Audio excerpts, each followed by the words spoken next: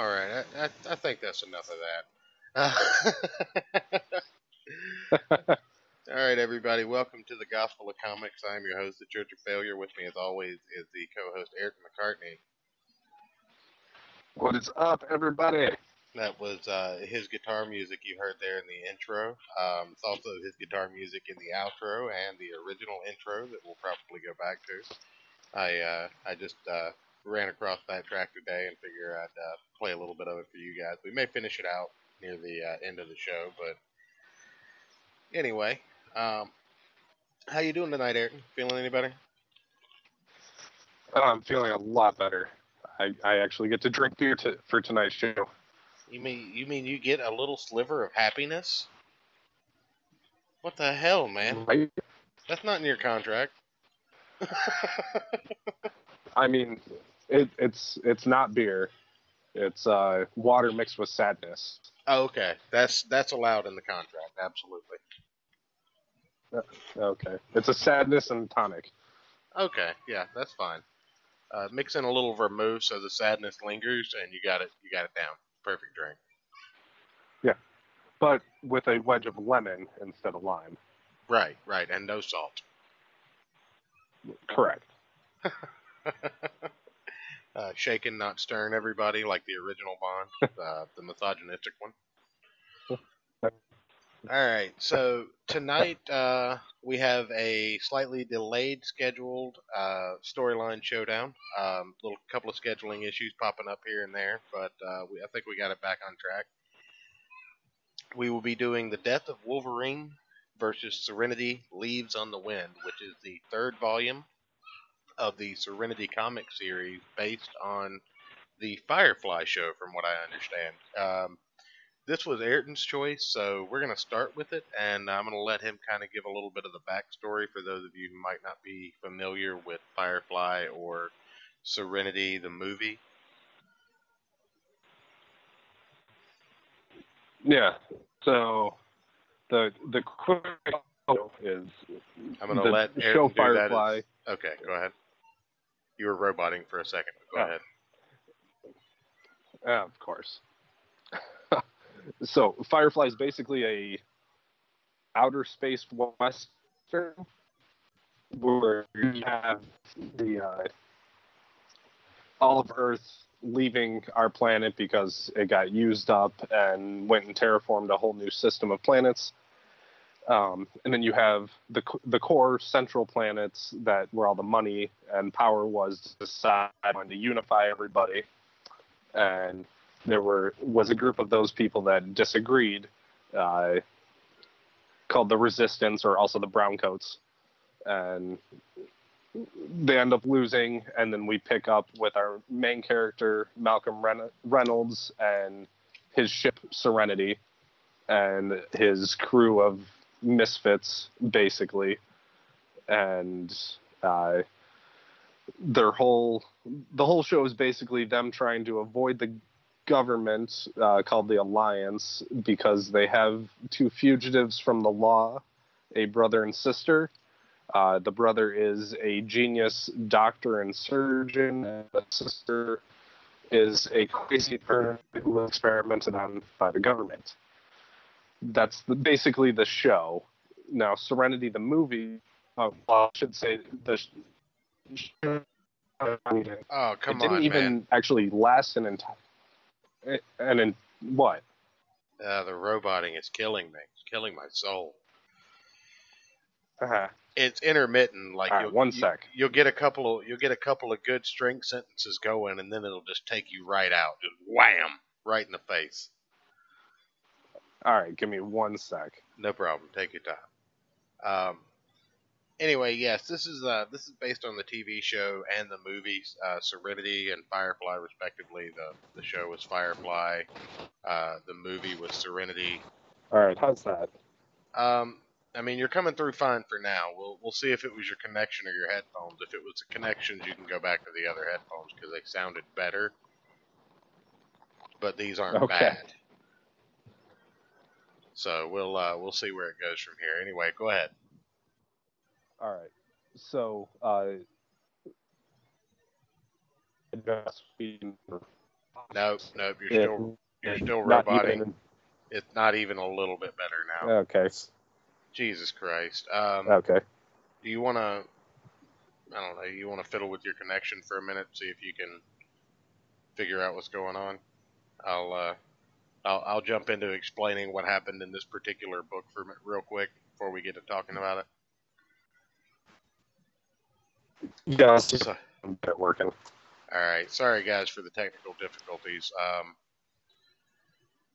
Just the roboting when we're trying to have a discussion, it's not going to work. So we'll be right back with you together. We'll get them back on, roboting or not. But anyway, just starting out here, Leaves on the Wind is the third volume of the Serenity comic.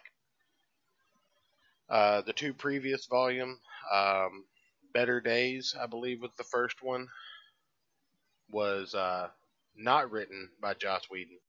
His brother Zach Whedon wrote all 6 issues. Joss Whedon also is apparently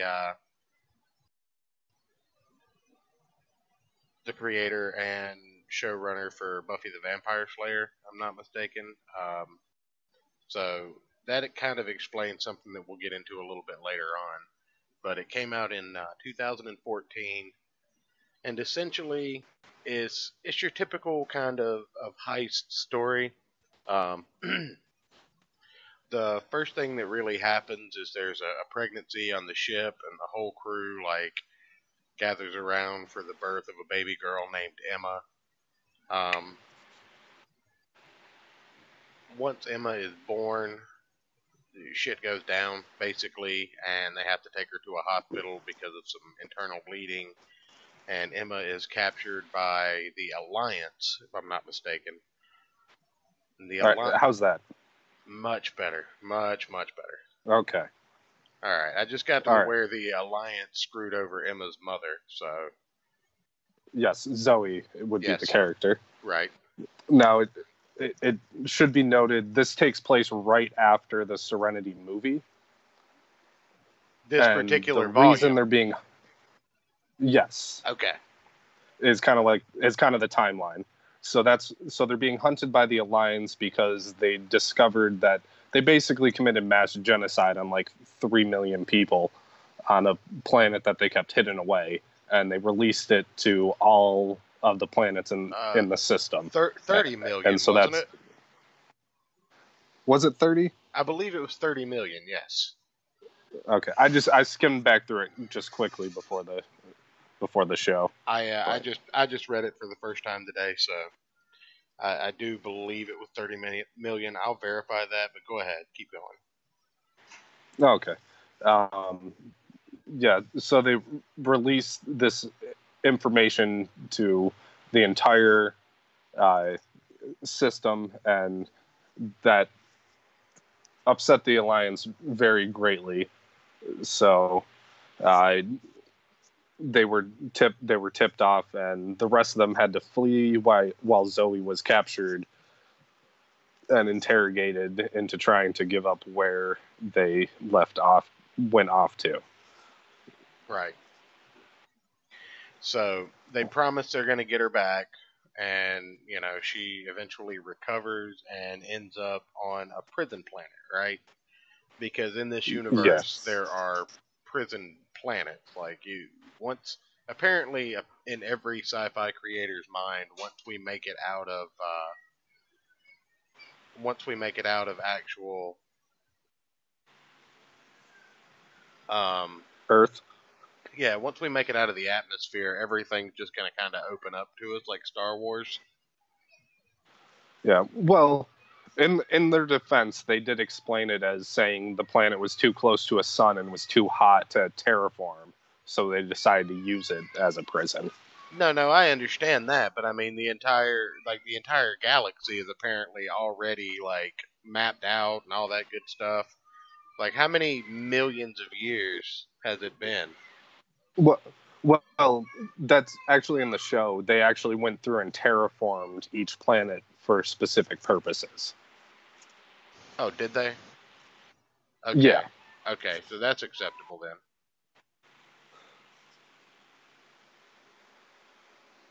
Hold on 1 second. I'll be right back. You go ahead and keep going. Okay. So, at the same time of this happening, we discover that a group of rebels called the New Resistance is starting to rise up after this information has come to light. And we meet a character called Bea, I think is how you say it, Bea. And she's determined to find Malcolm Reynolds because he was a renowned general for the resistance in the first war, the Unification War, they call it. And she ends up coming across someone who says that he can help her find him, and that it's his cousin who used to be part of his crew. Now, anyone who's a fan of the show, if you read this comic, you'll see hints as to who this character is. And it's revealed that it's a character by the name of Jayne Cobb, who was kind of the muscle in the show, played by Adam Baldwin. Like I said, I'm a huge Firefly fan. And he's reluctant to at first until she flashes him the cash, and he decides to basically lead them to all of his favorite hiding places. Oh, okay. We're talking about the betrayal of the best friend here, essentially. Not betrayal, but selling out of to the resistance. Well, kind of. They weren't careful enough because he's known as not being very smart in the show, Right. and so they got followed. Right. And the thing is, like, even if you're showing the resistance where I live, like, if you're my friend and you even bring somebody you think might just possibly have it out for me, then F you, right? Right. So, I don't know. He really kind of screwed the pooch on that. Yeah, which happens fairly regularly in the show, also. Right. I'll bring up some pages, but like I said, we're not just going to go through all of this page by page and whatnot. We're just going to kind of discuss the plot. Plus, there are a few pages that are a little questionable. But I want to show the interior art. And there's the character they offered all the money to, right there in the right hand panel. Jayne. Yes. Jayne the guy. Yes. Jayne Cobb is the character's name. Any relation to Ty Cobb? That was a bad joke. I'm sorry. Baseball player Ty Cobb. They made a movie about him. Tommy Lee Jones played him. He was an asshole and a racist. Oh, All right. so Anyway, Tommy Lee Jones played himself. Becky was commenting on the art for this. The interior art was penciled by George Genty, and the ink was done by Carrie Story, while the colors were done by Laura Martin for this series. So, and I do have to say that it is very well done. There's a likeness to characters that is consistent from panel to panel. Uh, the shading's very nice. The colors are very good and vivid. The small minor details in the characters' features, like the dirt and oh my 2-year-old being difficult. When you have children, Ayrton, I want you to understand that when they Yes. turn 2 years old, the meme of the terrible twos is true. It is real. Your children. That's what I've heard. Yeah, your children will literally start plotting against you at 2 years old, and I don't think they stop for 16 years. They're all sweet and loving and innocent, and then as soon as you sit down and try and do something and put them to bed at a reasonable time, they turn into guerrilla soldiers. Like army crawling out of bed, getting into cupboards, making things fall in the night, heart attacks on heart attacks on heart attacks. But anyway, no, I was just giving Becky It'd be more peaceful to live in a haunted house. Well, yeah, because ghosts aren't real, but children aren't. But no, even Nick Rekieta, he goes down into a vault in the basement, and his children still find him.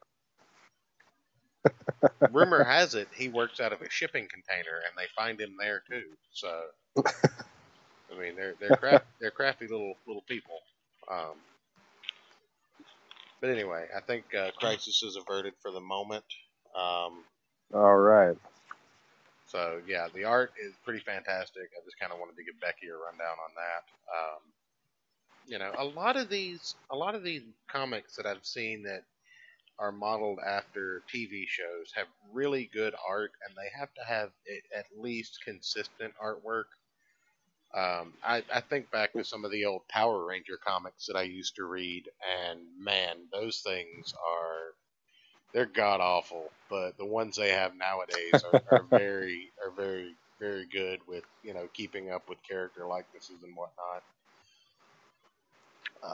Well, yeah, I mean, you almost kind of have to, right? Well, no, I mean, no. You saw those Magic the Gathering comics. Okay. You've seen some of the most recent X-Men comics. Like, you don't have to have good art in a comic book to put it on the shelf. Trust me. There have been some terrible... Well, I mean, for a TV show comic, like, you need the characters to be recognizable for fans of the TV show, right? I mean, maybe. There's a really small margin of overlap of people that are going to like your TV show and buy a comic book, though. So, the margin of readership for these things has to be worth it to put out. And I think Firefly, even though I've never seen it, I remember the phenomena and, the amount of rage that there was that the show was canceled. Yeah, which... at first I was not happy about it, but thinking about it, when does a TV show that's really good usually start to suck? Like right the end of the second season and into the third season? Yeah, somewhere around that sweet spot. Very few TV shows make it past that.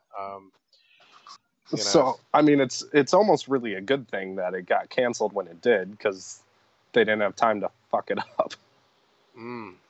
I expect you to get some hate mail for that, buddy. Probably. But I stand by it. In any event, I guess I'm getting a little off track here because we got our boy here, and he's been conscripted by B. Is her name? What's her name? Yeah, B. Okay. I don't know. She's not from the show. She was written for the comics. Right. B picks up Jayne, and they go off to find Mac. Will? Mal. Yeah, Okay. Malcolm. Malcolm. Okay. Um, they go off to find Malcolm, and Willow is the girl's name. Which girl? The the psychic one. Summer. What? Or River. River. Sorry. Okay. Yes. Yeah, I knew it was something nature, but I didn't think it was Summer. They, they head off to find them. They obviously do. The guy that tracked them killed her entire crew on her ship. So what? 12 people. Yes. Killed a And dozen people. Gets captured, tied up, tortured. Well, threatened with torture at least.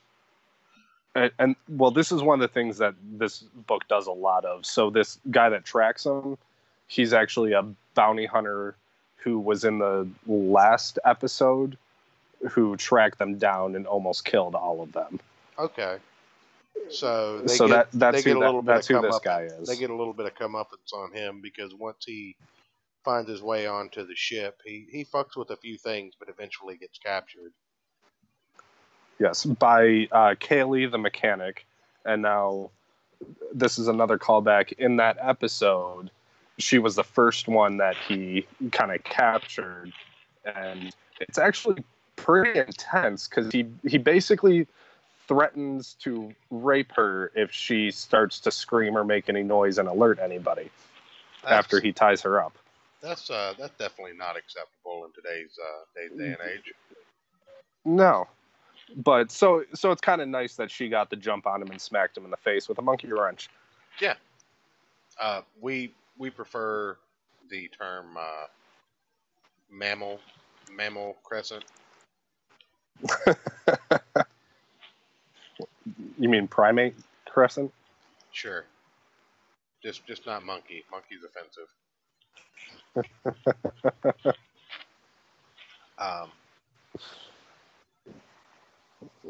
But yeah, he gets taken captive. This is about the time that Zoe gets that Zoe makes it to the prison, right? Yeah.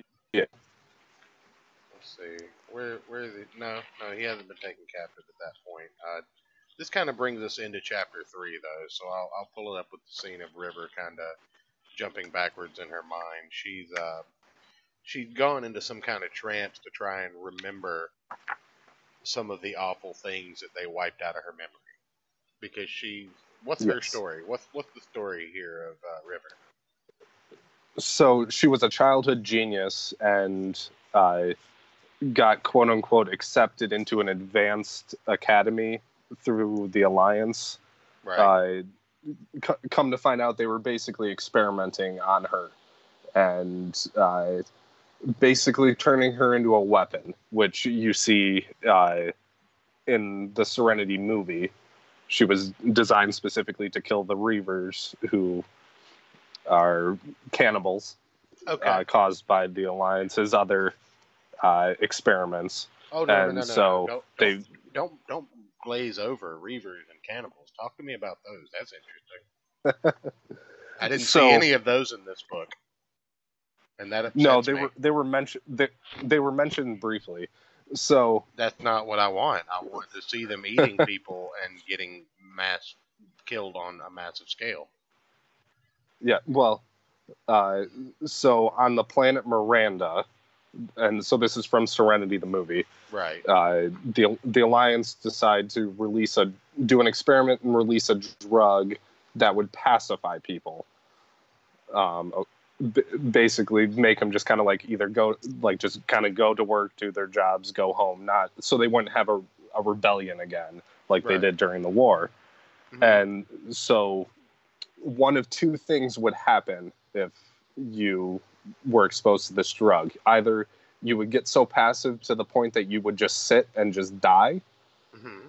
or you would turn into a insane cannibal that they dubbed Reavers, who lived on the outskirts of the system and would prey on like transport ships and stuff like that, and basically eat everybody and then like put their skins on the outside of their ships. I mean, I don't see anything abjectly wrong with that. And so River was part of a program designed to kill these deformations from this drug. Okay. And, later on in this story, we find out that that was actually a project, not dissimilar to Weapon X, to tie True. into our next book, but we find out that she's just one of many children that were kind of. Oh, there's that scene that you were talking about. I, I'll never get tired of that in comic books. The way that they'll animate certain noises just to, I don't know, just to really, really drive the point home of what they're trying to get across. And in this case, just the way that whack with the cracks going through it. Yeah. I mean, it's a subtle touch, but it makes this medium. Oh, yeah. And then the nice blood spray going across it, and the cracks actually in the words and stuff makes you feel the weight of the hit. Right. I mean, it's definitely not something that you get It's not something that you get in real life ever. Like, we've all heard those sounds. Like, those sounds actually happen in real life, and if they were, if they were exclamation pointed with the dot and everything, they would look like this. But because they're not, and because that's not how blood splatter works, like, this is something that's true to comics, but I think it's timeless to a certain degree. I think it's what makes comics fantastic, is the ability just to kind of depict what's happening there. Like, that's 15 seconds of cinema in one panel. Right. And you can do a lot with 15 seconds. But and we'll get a little more to the cinematic nature of this comic book when we close up with our thoughts on it. But I just wanted to point that out, that I did love that. And there's a lot of it in this. Like, you see the clang clang in the bottom panel of that same page. There's a lot of this symbolism and the big word bubbles, just exclamated, I guess, in the in this book. So go ahead. Continue. So they get him captured.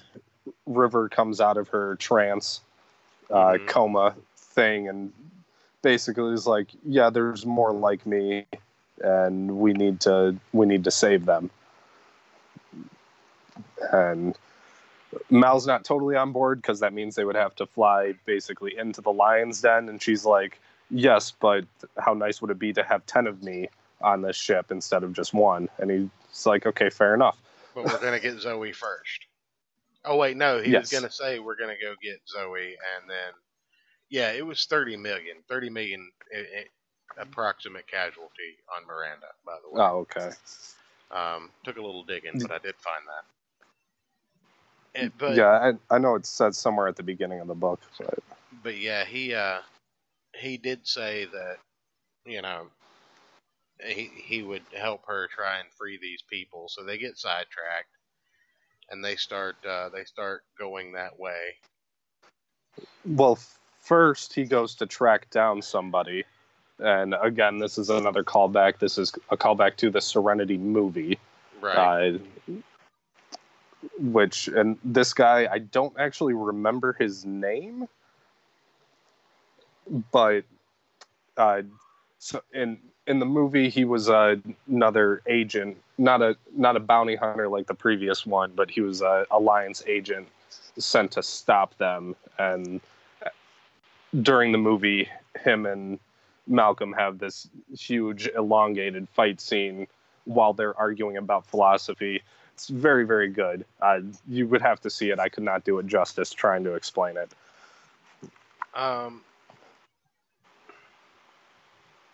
Just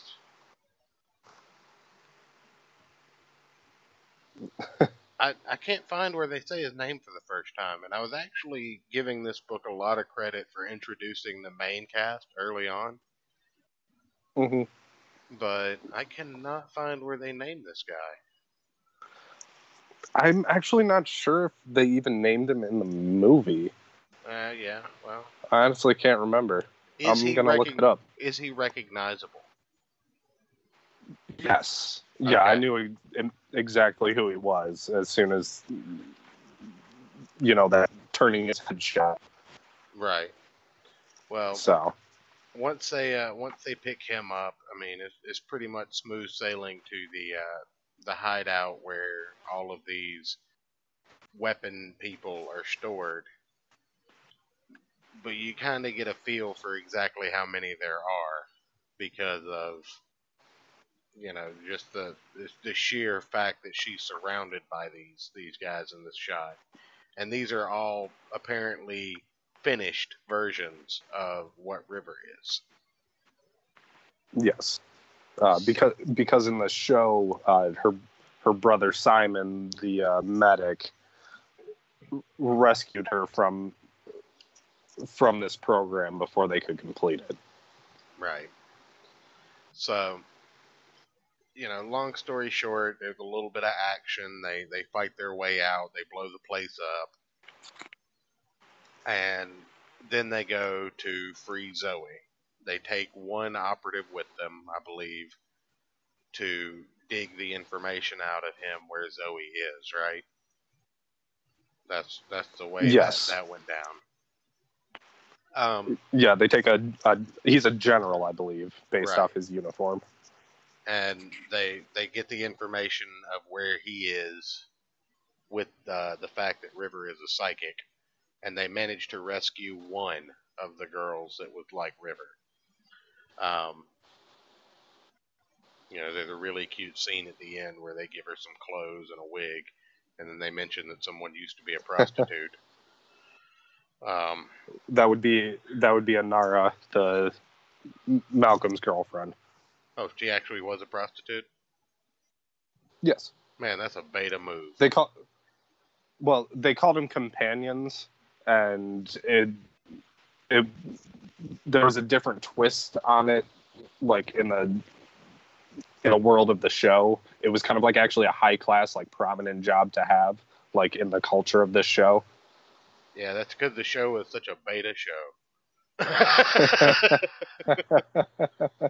You don't have a chick that doesn't run through, and she's gonna be the captain's girlfriend? Nah.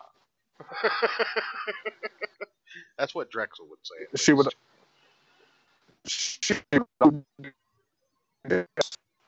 What? You're. Yeah, there was at least one episode where she. You were breaking up there for a second. Just. Yeah, go ahead. Just. Oh. Nice and slow. Don't get too excited. There was also an episode where she did do a check. So, I mean, there's that. Okay. Well, moving right along. The nice run, guys. Oh, yeah. So yes, that character doesn't actually have a name. They just call him the operative. Okay. Yeah, that's what they called him in the book, that operative fella. I mean, from there, it's kind of high speed. You get a little bit of a flashback. Well, not a flashback, but I don't know, maybe a dream sequence from Malcolm.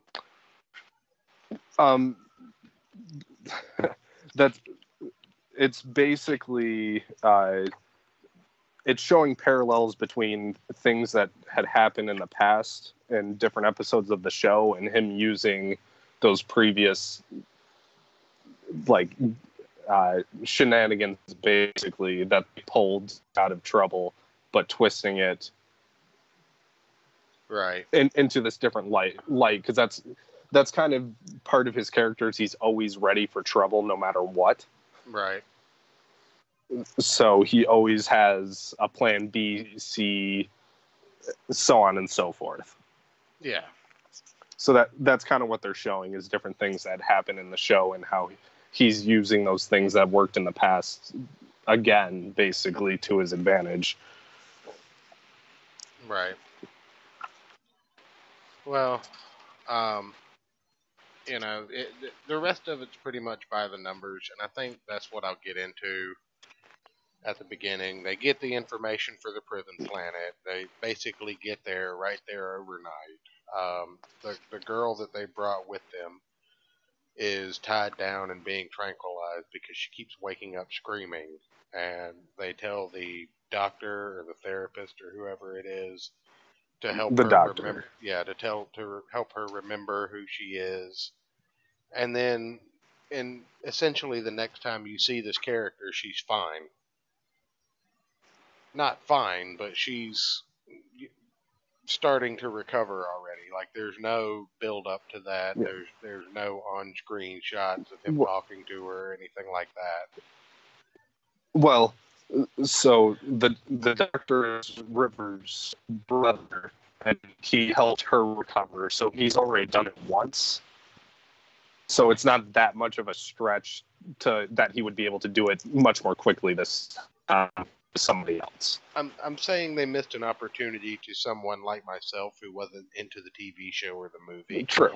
picking up this book and understanding that's what he's done. They didn't even mention, well, you pulled River out of it. Pull it. Well, they did mention it, but still, I think yeah, she said you helped me, you can help her. Right, but I mean, I assume that helping River after a traumatic incident like that would take months, even. It took most of the season for him to figure out how to do it. Okay, so it's just cookie cutter from then on. You can do it to 10 people in 5 minutes now. That's my thing. You know what I mean? But that's a minor critique. I mean, like I said, if you like Serenity and you like Firefly, this is fine. Also, the big Shyamalan twist at the end is the main bad guy who's been paying for people to track these people down is like this girl. She's she's got and that's I'm guessing that's significant to people that know the show and the movie and all that stuff. So here's my thing, and it's like this with any TV thing. I'm not gonna trash it. I'm not gonna knock it. But to me, reading through this felt like watching an episode of a television show. And whether that's good or bad, I think that's fine, especially if you're a fan of the series. I think that's what you want. But at the same time, I can't imagine this being successful as a single issue thing unless you buy them all at once. Like this would probably best be served up in a trade format like this. But you would almost need one a month to keep the attention span of an audience that's looking for a TV show and a comic book, I would think. I'm sure there are loyal fans out there that will just take any of it that they can get their hands on. But, if it was me, I would make this a little less by the numbers for television and a little more spaced out like a comic book.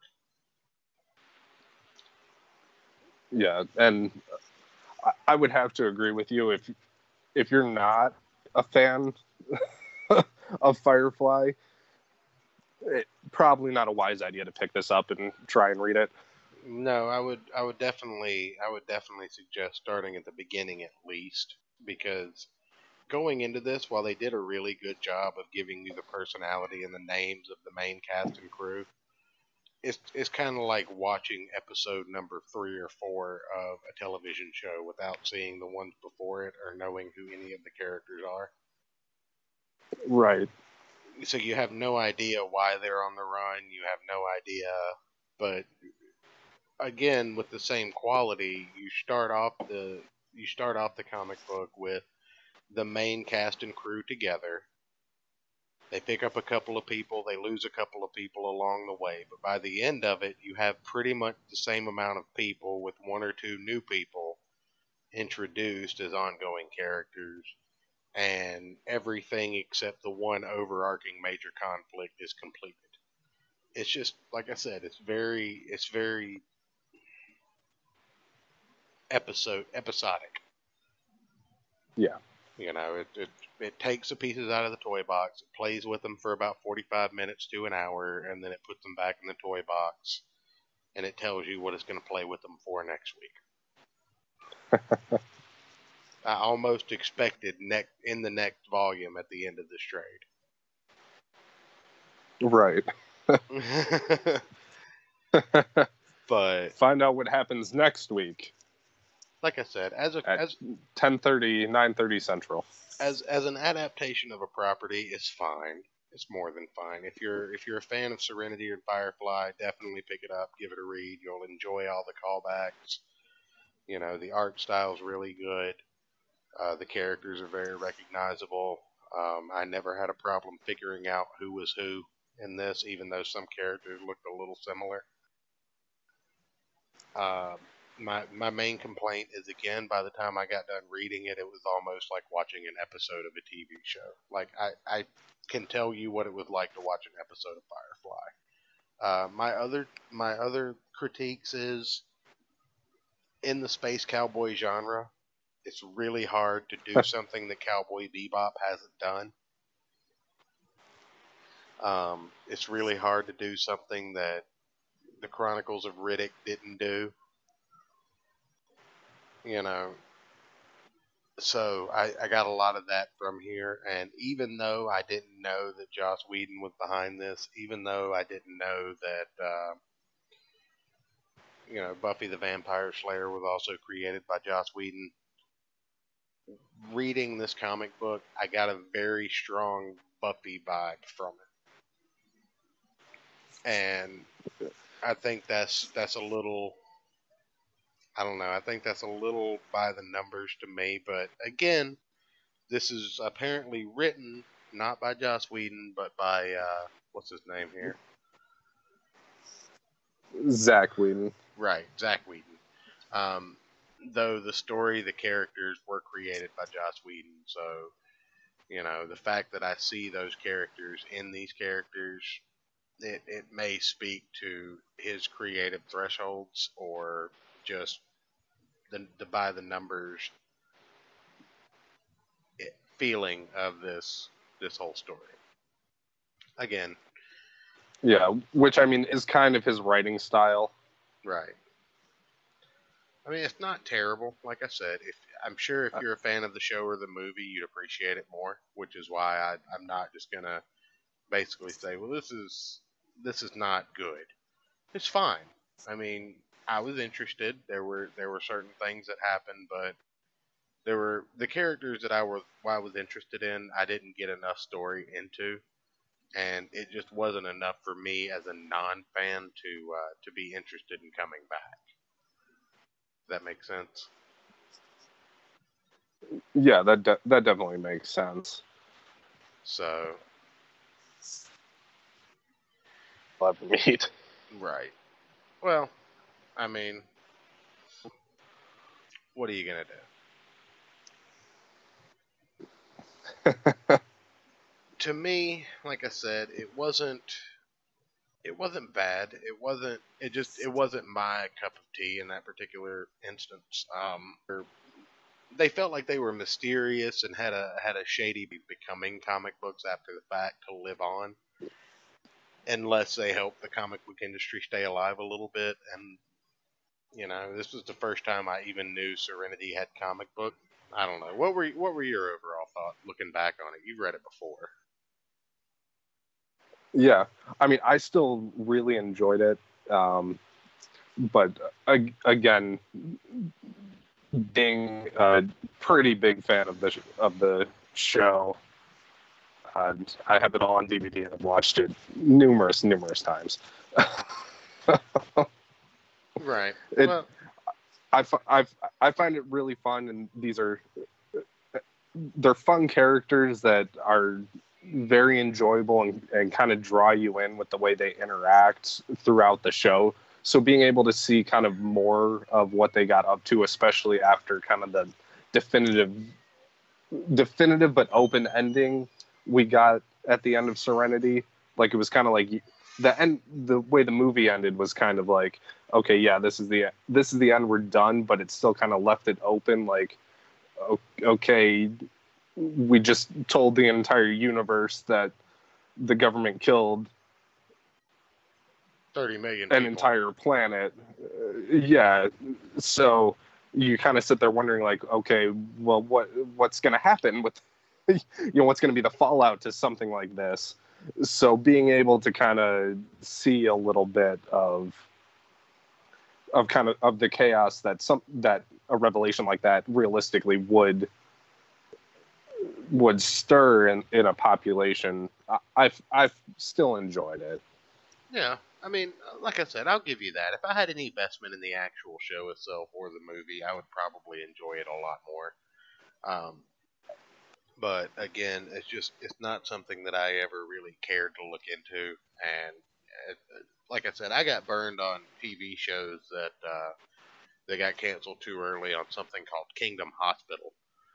So I just kind of I heard all the people talking about Serenity or Firefly, and then all the freak out around Serenity because it was supposed to finish telling the story and all that good stuff.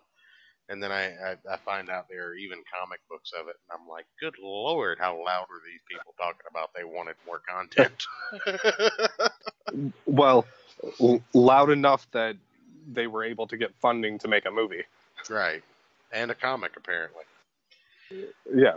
So, I mean, they must have been some passionate fans, and there's probably something in there if you consume the whole media.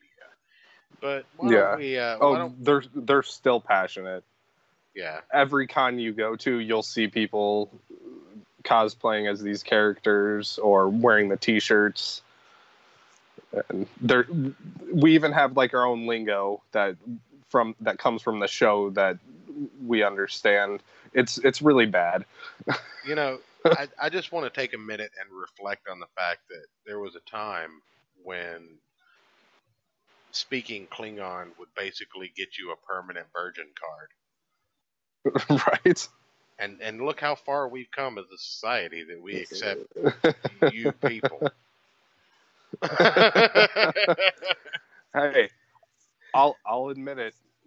I was at a Salvation Army because that's where I buy a lot of my clothes, and I found a longer brown trench coat, and it was like $10. I definitely bought it.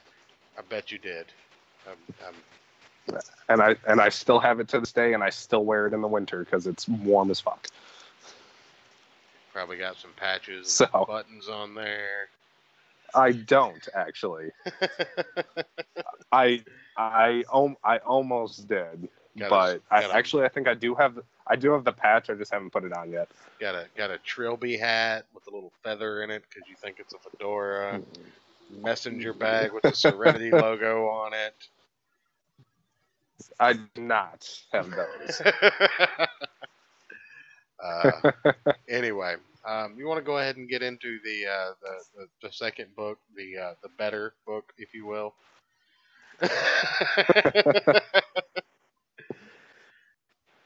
Which I'll say, after I read it, I immediately messaged Church and said, "You win this episode," because yes, I did need this was better. I did need a comeback after DC 1,000,000. But this is not the only reason that I picked this book. Death of Wolverine was a 4-issue miniseries from 2014 as well. The story has grown, um, has evolved a little bit over time with tie-ins and stuff like that. But this is just the main 4 issues of that book. It's really just the story of Logan and his path to death, essentially. Um, you got writers Charles Soule, Steve McNiven on pencils, Jay Liston on ink, and Justin Posner on on colors. And regrettably, Justin Ponsor has passed away in the past week. So, I saw a tweet calling out his remembrance. I didn't see any articles or anything about it. I know not a lot of people watch this show, but anybody that does, just take a minute and appreciate the work that this man did in this book that probably, I mean, it does carry some of the artwork. Not to take anything away from Steve McNiven, his pencils are amazing, but just to pay a moment of respect for Justin Ponser and his work, because it is amazing in this comic. So this was my pick, obviously, for some of the reasons mentioned above. This is the Death of Wolverine. Logan has had a very storied history, for those of you that don't know, which means maybe one person that will listen to this won't know. But Logan, Wolverine,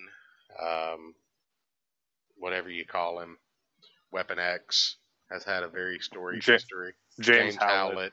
Nobody calls him that. That story never happened. But you know that Wolverine was present at Nagasaki, which is mentioned in this book. They kind of cover it because it opens up with Wolverine seeking out the help of Reed Richards after having seen Hank McCoy, Iron Man, Tony Stark, and pretty much every genius he could get his hands on to help him figure out what's going on. He's lost his healing factor. So he sits on a porch, and he just you see these bubbles, and they're different bubbles. They change colors, but they're all his internal thoughts. Red is just pain. Anytime something hurts, now that he doesn't have a healing factor, it denoted in a red thought bubble. But we go through the story and we find out that his healing factor is just gone. It's just ran out. He's had entirely too much. That he basically just regenerated so many times he doesn't have a healing factor anymore.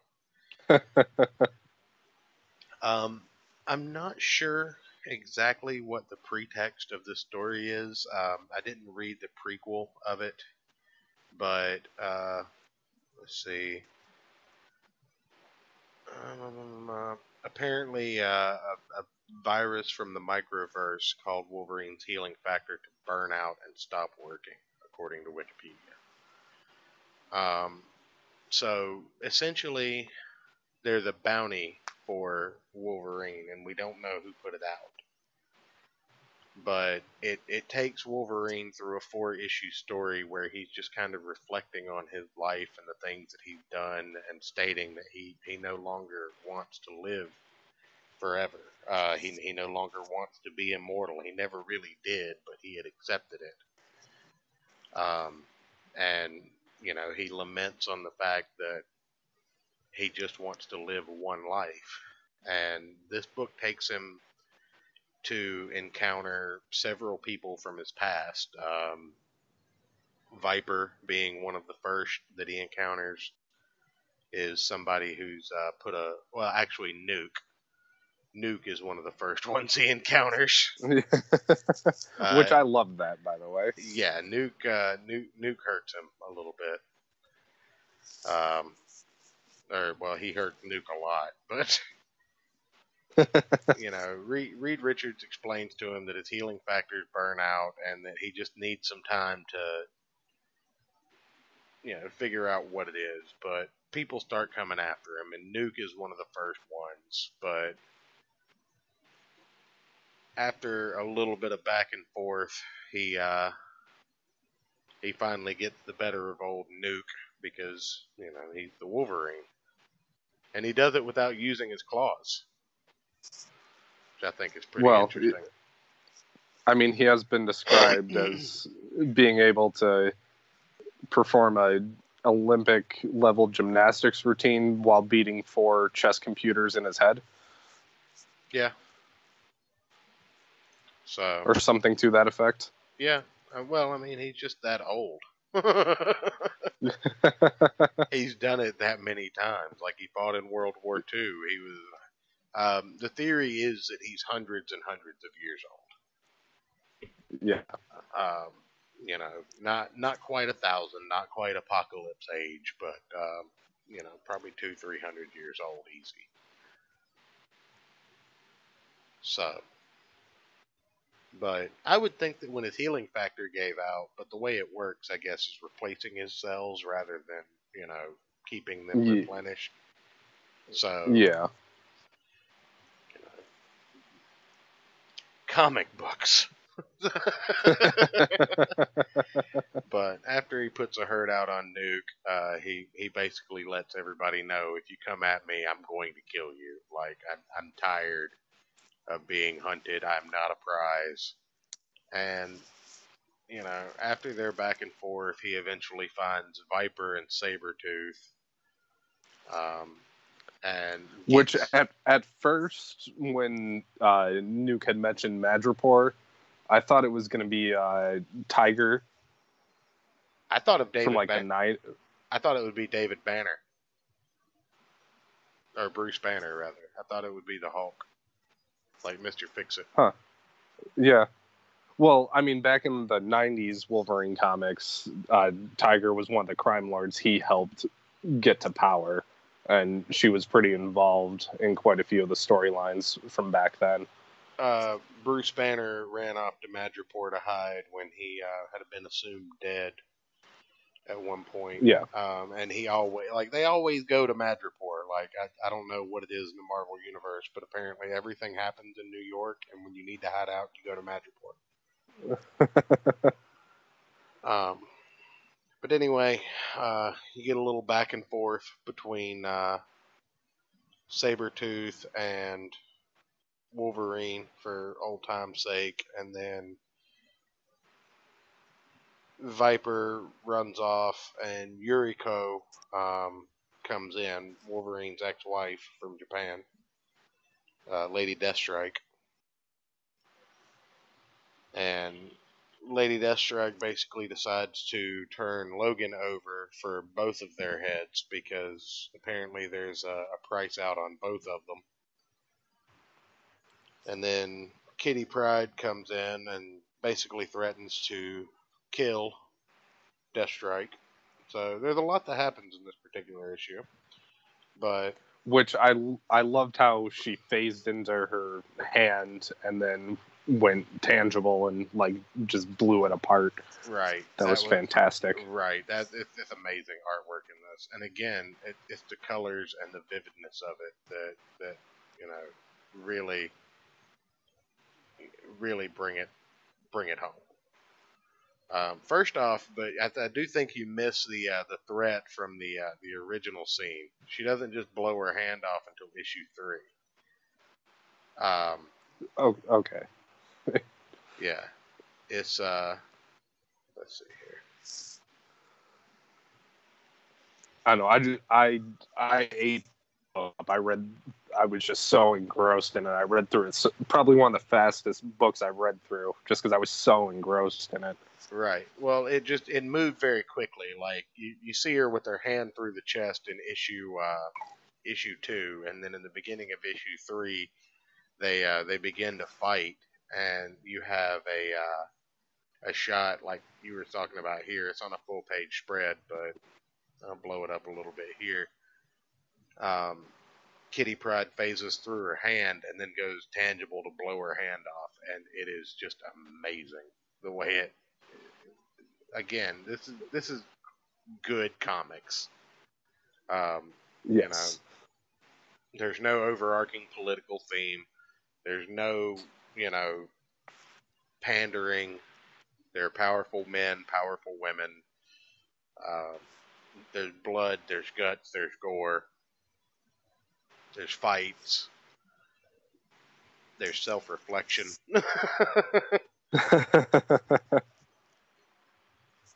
So, I mean, it's just good comics. But we eventually find out that Kitty Pryde is actually inhabited by an evil person. So,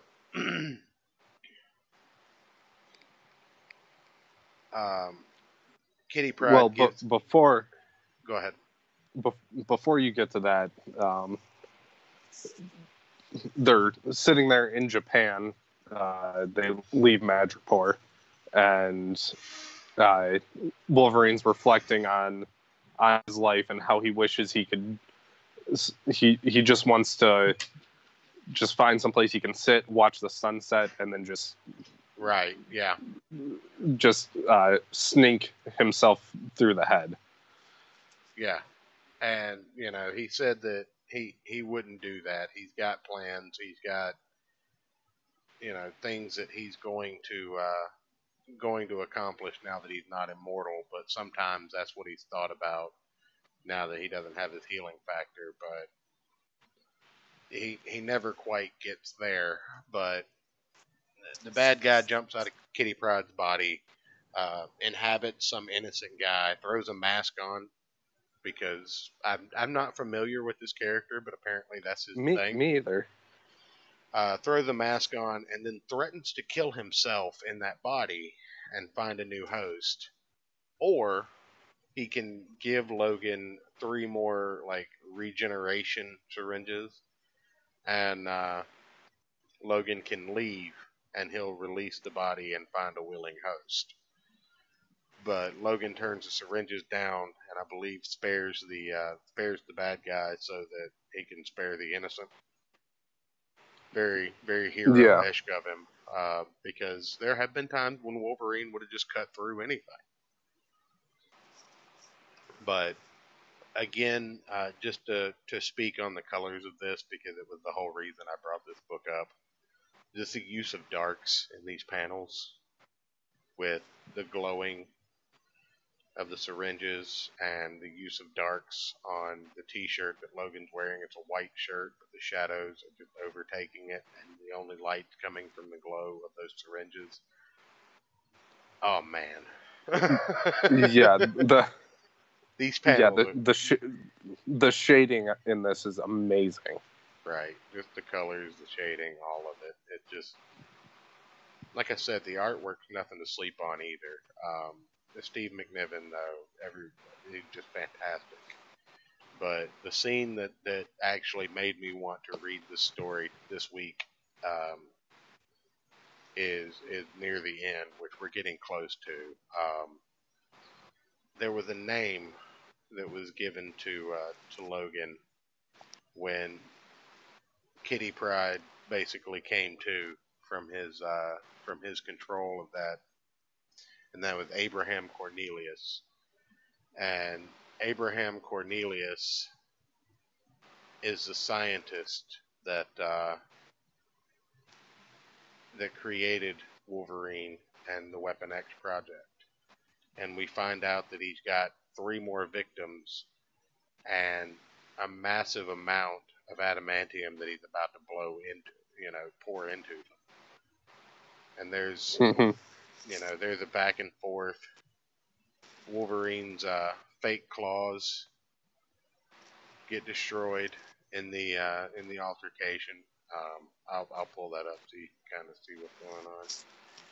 But Wolverine's fake claws that he's wearing get destroyed in the altercation, and then he explains, that you're never going to get what you want because you can't get my healing factor. I don't even have it anymore. And that's why these two start fighting, and in the fight, the glass protecting this doctor gets broken, and Wolverine gets the drop on Sharp, I believe this character's name is. Just some psychotic super soldier that Wolverine just dispatches pretty easily. But in an effort to save these subjects from being killed with adamantium injections, Wolverine breaks the glass and covers himself in liquid adamantium. I had to get that. Yeah, you know what I've got to get pulled up. You know the scene I've got to get pulled up. So. Oh yeah. So to save Dr. Cornelius's other victims, he goes and pops his claws for the last time to destroy the adamantium tank, so they can't get injected with it and most likely die. Oh yeah, definitely gonna die. Like there's no most likely to this. I mean, you don't have a healing factor. You gonna die. Yeah. So Ogun first debuted in Kitty Pryde and Wolverine. Well, yeah, Was a he trained six issue. Yeah, he trained Kitty Pryde at some point in one of her histories. Yeah, it was a 6-issue miniseries from November of 1984 to April of 1985. Right. But after he covers himself in adamantium, the doctor looks at him and says, you know, whatever were you? You know, what were you even? And Wolverine starts to reflect on his life, and you know, the doctor's just screaming, "What did you ever do?" And you see flashbacks to Wolverine being in Japan and Canada, being Patches Malone, uh, loving Jean Grey, Which teaching students. Go ahead. I love the storyline where he goes by Patch. Yeah. It's just it's so great. But fighting in the war, teaching students at the Jean Grey School for exceptional, basically Jean Grey's X-Men school, and you know, being married to Yuriko in Japan, and then finally looping back around to being in the present, covered in adamantium while the doctor is dead. And his final thought, you know, what did you ever do was enough. And then he finally gets to see the sunset as the adamantium hardens around it. And we get one final shot in this book, and it just it gives me chills when you read through this and you finally see Wolverine coated in adamantium laying there, or you know, just sitting there, becoming a human statue of himself, and finally resting. But And yeah, go ahead. I was just gonna say, so I know we've gone back to this discussion a few times. This, if they would have left it like this is the perfect way to end his character. Yeah.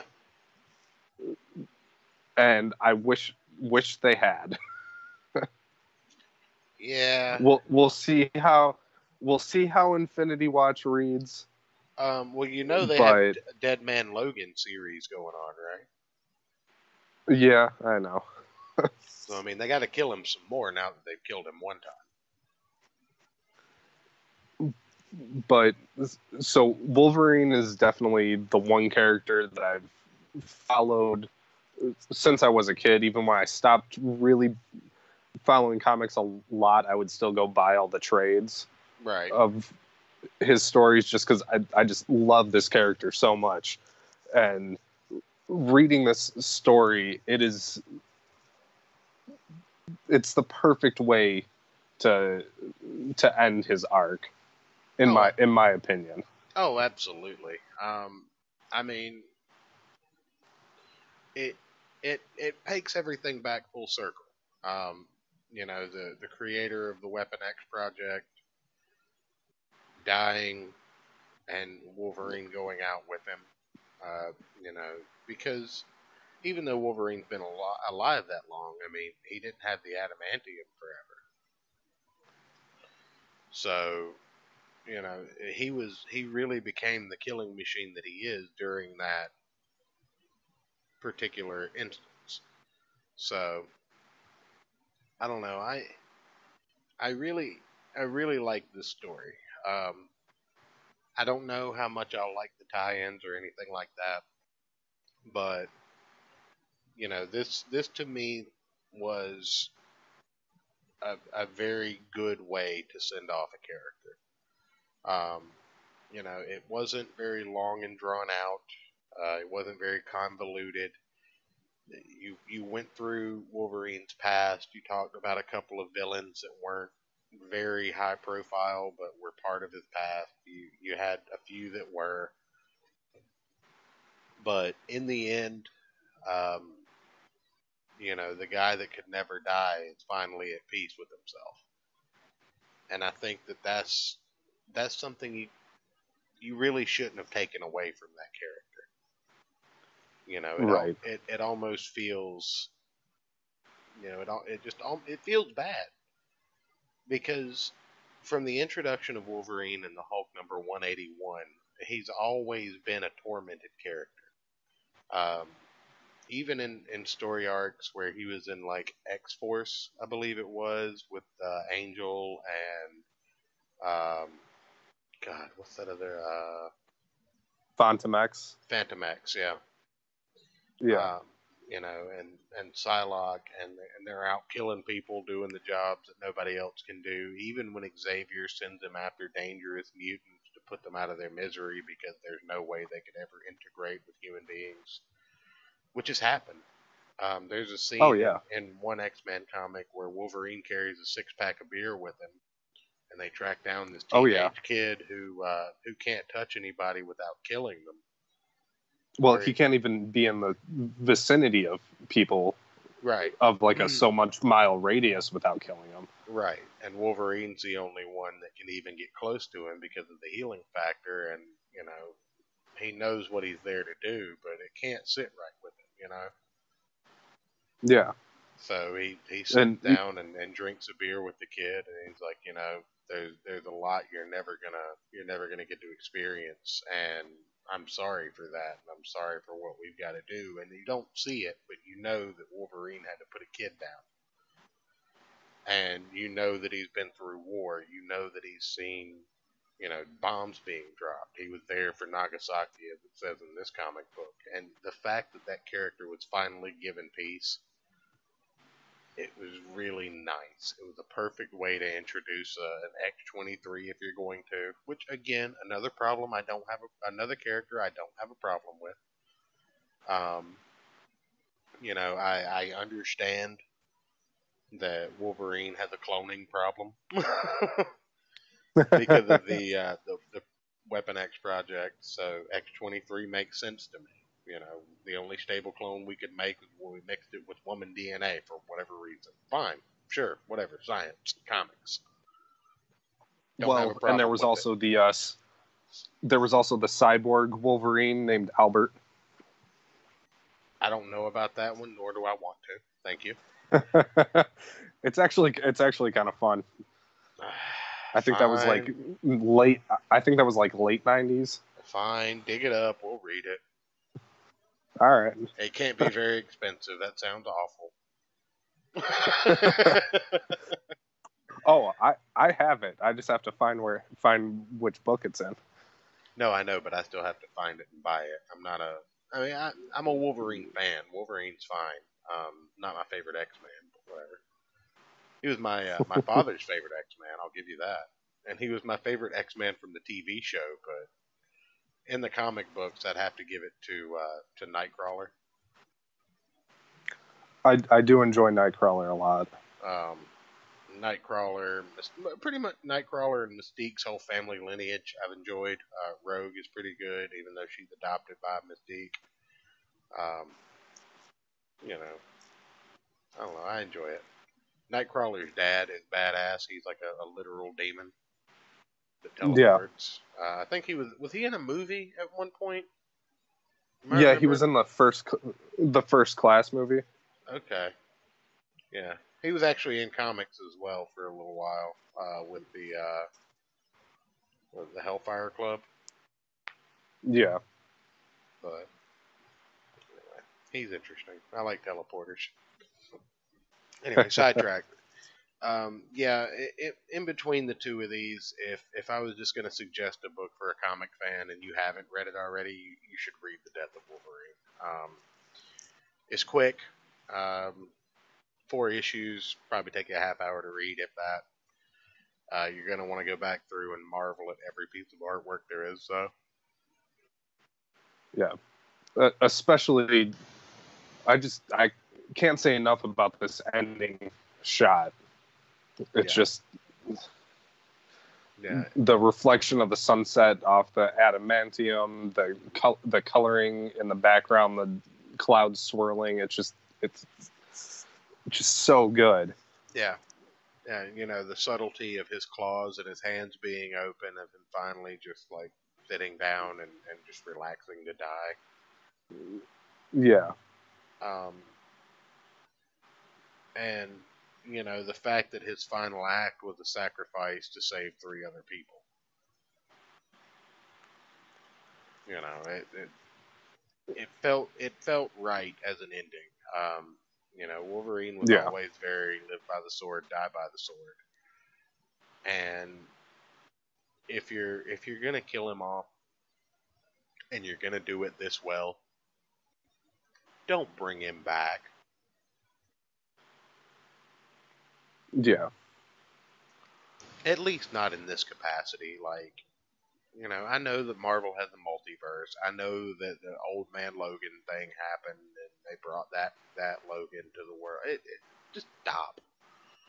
You know, Wolverine sells a lot. Yes, you can print classic X-Men comics all day long without, you know, confusing people and making comics harder to follow than they already are. Just stop.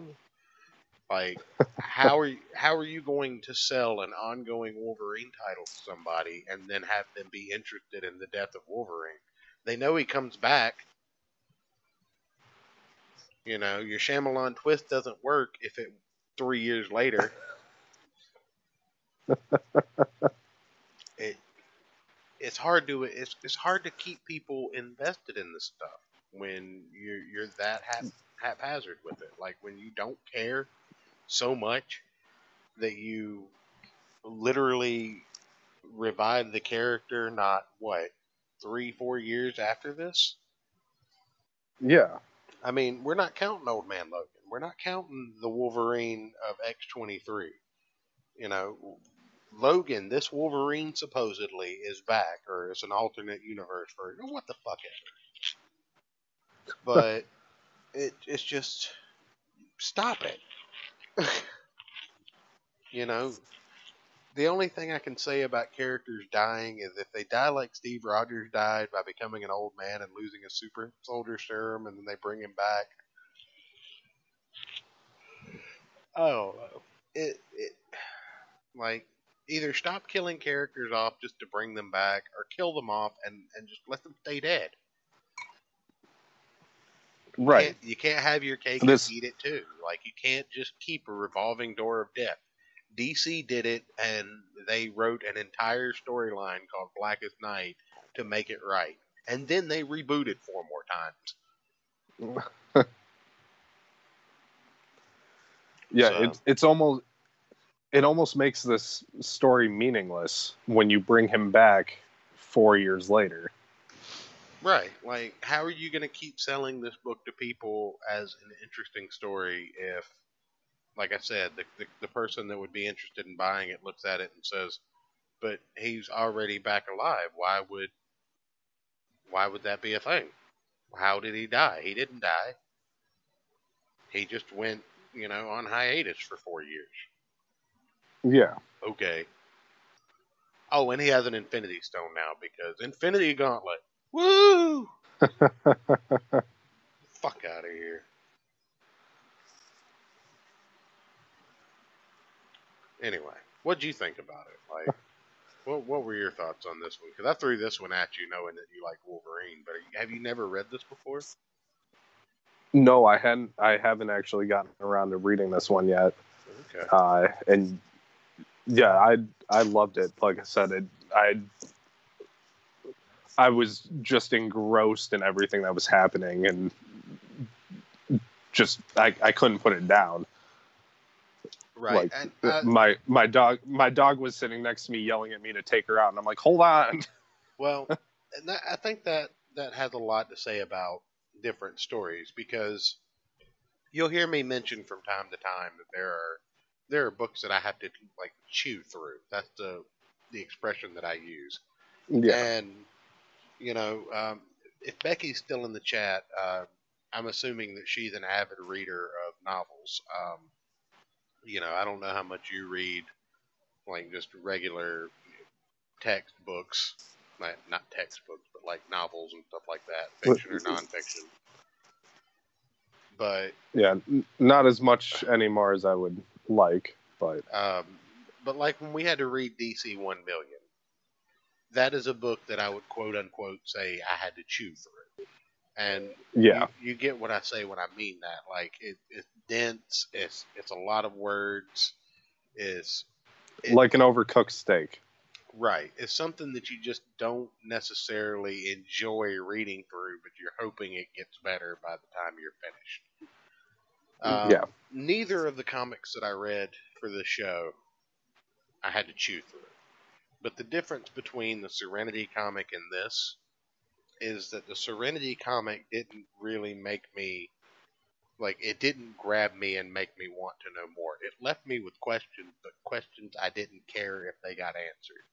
Whereas at the end of the Death of Wolverine, I had questions about characters that I was unfamiliar with, and but having known most of the overarching story of Wolverine's history, I picked up most of the references that were being dropped, and I ended this book knowing everything I needed to know about that story. I was done with the story when I put this book down. yeah, I didn't have any questions, but I didn't need to. This is a story I immediately wanted to start over and reread. It's kind of like wanting to watch your favorite movie again after it just got done. right. So that's something And now, that actually, that reminds me, just a note on the artwork and coloring again. I don't know how easily you can pull up where he goes to that bar in Canada. right. I don't know how easily you can pull that up on the screen. The flashback. Yeah, I can pull that up. Give me a second. Yeah, like the flashback mixed in with what's happening, Yeah, yeah, and I can pull that up. Just give me a second. yeah. Um, But part of the thing I loved about that is, again, reading this character for, I don't know how, 18 years probably at this point. that was right before he and Nook Like, fought, correct? yes, yeah. But yeah, reading this character for so long and seeing him like go, like seeing characters come and go out of his life, and like locations coming and going Mm-hmm. and stuff like that. It was a really, really cool artistic parallel going through. I think it's a couple pages back from. Yeah, a couple pages back from this one. Oh, okay. Yeah, when he's first walking into the bar.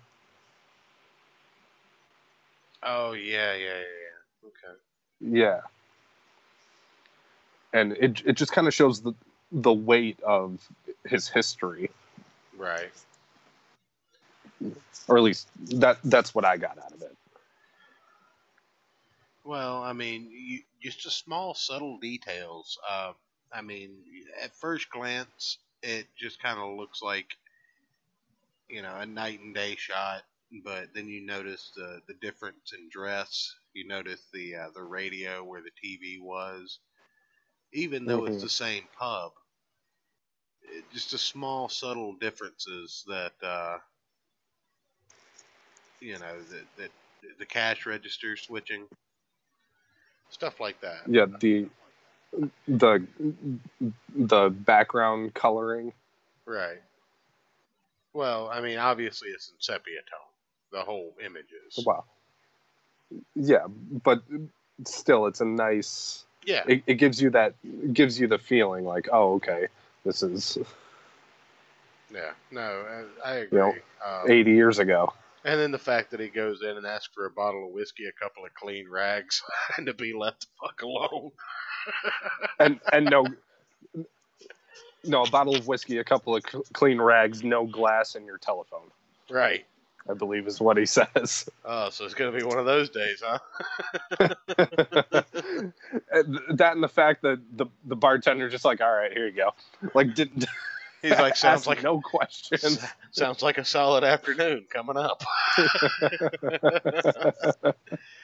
But yeah, hands down, probably one of the better comics we've read for this show, as far as just a classic Marvel or DC Big Two type comic. And the fact that it came out after 2010 shows that you still can get good superhero comics. Um, you know, I don't I don't agree 100% with anybody on their politics or their beliefs or anything like that. I think that's pretty obvious. I think that's something that everyone can pretty much say about everyone else. Well, yeah. You and I don't see eye to eye on everything. We have our own debates. But at the same time,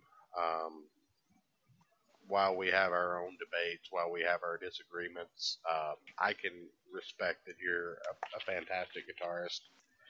I can respect that you have a healthy opinion on certain things, and that we do agree on a lot of things. I think it's got to be that way with a lot of these creators. Now, I've talked before that I don't do I don't know what it is. I don't do identity politics in my comics, so that will lose it for me. But yeah, like I said, with a Mark Waid. Oh, we have to talk about that. But let me finish my point real quick.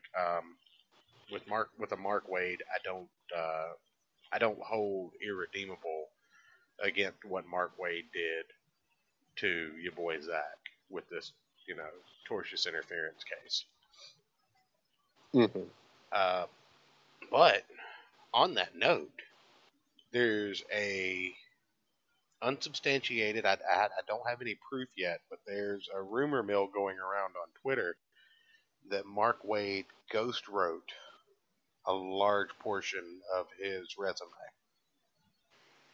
Like, we don't know what titles, but there's someone throwing a rumor around that he paid for his hits, so to speak. Huh. Yeah. So if that's the case, then I might just be able to think he's a garbage tier person and appreciate his comic books without giving him any credit at all, and that would be funny. So I'm going to be paying attention to that as that pans out. But yeah, all in all, just to kind of close everything up, The Death of Wolverine is obviously the better of the two books out of these for me. As a Serenity or a Firefly fan, I still think that you would enjoy The Death of Wolverine as a comic book. Yes. More. But yes, it would probably even I agree. It would probably raise the score a tad if you were a Firefly or Serenity fan. So, like I said, maybe I don't know what Ayrton's going to pick, but I think the next book that I'm gonna to throw into the pot to review on one of these is gonna be Batman: The Court of Owls. Just to throw a little DC in the mix because we've been a little lacking in that lately. What we got going on next week, Ayrton? Anybody? Let me pull up the calendar. Yeah, let's look at it. See what's going on here. So we have Elf Quest on Saturday. Okay. Oh, and Q Derugi on Sunday. Q. Yeah. Yes. Everybody go check out Q Derugi and Out of the Darkness on Twitter and YouTube. It's going to be our guest next Sunday. We're going to be talking about race shifting in characters. Mainly Captain America, I think, is going to be the starting talking point. So you have any questions you'd like to ask or any talking points you'd like to bring up, by all means, at me on Twitter at Church of Failure or at Church Failure, and we'll try and get them in. I think it'll be a fun conversation. Q makes some fantastic content. We'll obviously have all that information available. ElfQuest, I guess. How do you want to do this? You just want to start with the first volume or two, or kind of see where we get? You want to pick out? Yeah, that sounds good. Maybe we'll slot in 2 volumes in case we get through it quickly. Okay. I don't think we will. It's 80s comics is where it started out. Plus, it's old, so we're gonna have to figure out where we want to start. Yeah. So we'll stay in touch and figure out what we're gonna do there. But yeah, actually, let's just do 1 volume so we can do another news segment like we did. Okay, yeah, that'll work. Like another This Week in Comics kind of thing. ElfQuest and This Week in Comics. Maybe pick a, and I'll get you this week's releases so we can pick a book and talk about it. Okay. So we'll play around with repeating that and see if we get any positive feedback or any feedback on it. Please give us feedback, good or bad. We don't care. Give us the bad feedback. We're fine with that. And remember, go to my Twitter at aarcher_91. I'm running a poll till Saturday, and you should all go vote. Yes, you should all go vote that it is not acceptable to use cool beans in conversation, polite and or otherwise. Come on, I said that to the Queen of England. You said cool beans to the Queen of England? I said I would say cool beans to the Queen of England. You think they'd let me anywhere near her? I don't know, man. Maybe she'd request you. I heard she likes cradle robbing. You could be king, Ayrton. You could be king. You could be kings and shit. Oh man. But no, I think we've got a solid lineup coming up. Like I said, Q will be on. His co-host Soderson may or may not join us. I'm going to bring some examples of race and gender swapping, and not swapping, but gender lifting and shifting in comic books. We're going to talk. We're going to talk about whether or not it's offensive or not to certain parties and how it's executed. Maybe a couple of examples of how it's better executed in some situations than others. It should be a good show. I think Q's going to have some hot takes. I look forward to hearing them. Me too. It's going to be a fun one. A little preview. He referred to Sam Wilson, Captain America, as Captain African America. So you have that to look forward to. I like how we got a viewer when I said Captain African America. The view count went up by 1. And that's our show, everybody. Yeah, pretty much. I'm actually going to go ahead and I'm going to play us out with the rest of the intro that you so graciously recorded. This is Beer and Blues episode 5, ladies and gentlemen. The link for it should be down in the cards below. I will make sure it's in there before. And I just want to point out, so all of these episodes I do of Beer and Blues are all entirely improv to a backing track, and one of my favorite licks that I ever came up with is towards the end of this video, and I love it. Anyways. All right, so what I'm going to do actually is hang up the call, and then I will mute my microphone and let this play us out. So go ahead and get your goodbyes in. All right, thank you, everybody, for coming out live or listening to it later, you're not as cool as the people that listen to it live, but we still appreciate you. Don't listen to Aaron. He's wrong. He says cool beans in conversation. But you should check out his Twitter and his YouTube channel, both of which are in the description down below. Subscribe to him. Follow him on Twitter. Follow me on Twitter. Subscribe here if you're not already. I appreciate and welcome any and all feedback and criticism. If you have ideas for show topics or stories you'd like to see covered, by all means, my DMs, my tweets are open. However you want to get in touch with us. Thank you for coming out, and we really appreciate it. We look forward to seeing you next week. Good night, everyone. All right. And it is just me now. We're going to go ahead and get that outro music playing, and I will see you guys next week. Have a good one.